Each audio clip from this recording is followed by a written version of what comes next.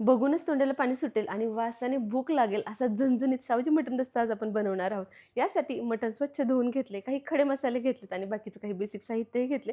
ते मी भाजताना तुम्हाला सांगते. सगळ्यात आधी मटण छान शिजवून घ्यायचे आणि मटण रस्सा बनवण्यासाठी तेलावर काही खडे मसाले, कांदा, आलं लसूण कोथिंबीर, हिरवी मिरची आणि पुदिन्याची हिरवी पेस्ट घालून घ्यायची. हळद, गरम मसाला घालून मसाला छानपैकी परतवून घ्यायचा.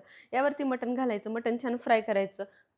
खडे मीठ आणि त्याचबरोबर कोथिंबीर घालून मटण छानपैकी वाफलवून घ्यायचं. हाय फ्लेमवरती मटण छान परतवून घ्यायचं. त्यानंतर यामध्ये गरम पाणी घालून मटण शिजायला ठेवायचं. मटण शिजेपर्यंत मसाला तयार करून घ्यायचा.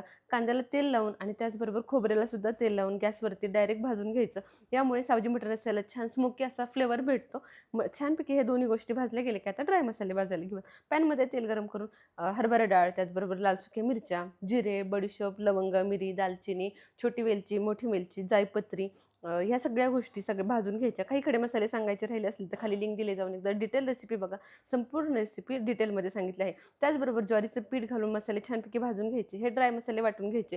त्यानंतर खोबरं, आलं, लसूण, कांदा, कोथिंबीर घालून सगळं वाटण छानपैकी वाटून घ्यायचं आणि मटण रस्सा तयार झाला. मटण व्यवस्थित शिजले. तेलावरती तमालपत्र घालून खमंग फोडणी करायची. केलेलं वाटण घालायचं.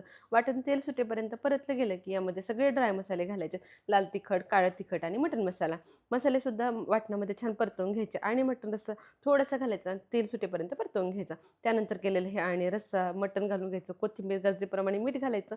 झणझणीत आणि चमचमीत असा हा सावजी मटण रस्सा तयार आहे. नक्की ट्राय करा. रेसिपी आवडली तर लाईक